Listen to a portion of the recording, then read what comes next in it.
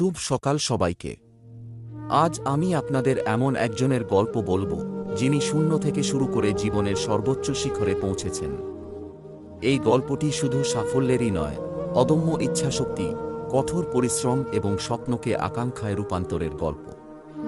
আজকের হিরো করিম মিয়া। করিমের জন্ম ভারতের একটি প্রত্যন্ত গ্রামে। বাবা দিনমজুর, মা ঘরকন্নার কাজ করতেন।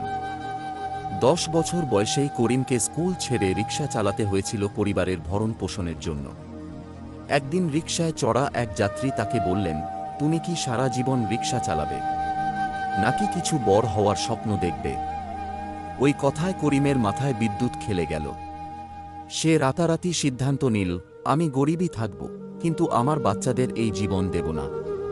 করিম রিকশা চালানোর পাশাপাশি একটি মোবাইল মেরামতের দোকানে পার্ট টাইম কাজ শুরু করল। সেখানে টেকনোলজির প্রতি তার ভালোবাসা জন্মাল। সে প্রতিদিন রাত জেগে ইলেকট্রিক্যাল ইঞ্জিনিয়ারিং বই পড়ত। 18 বছর বয়সে সে ঢাকায় পাড়ি জমাল।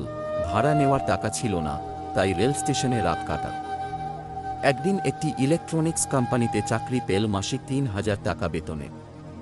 সেখানে সে শিখল কিভাবে ইলেকট্রনিক গ্যাজেট তৈরি হয়। রাতের শিফটে কাজ করে দিনে সে অনলাইনে ফ্রিল্যান্সিং শিখল।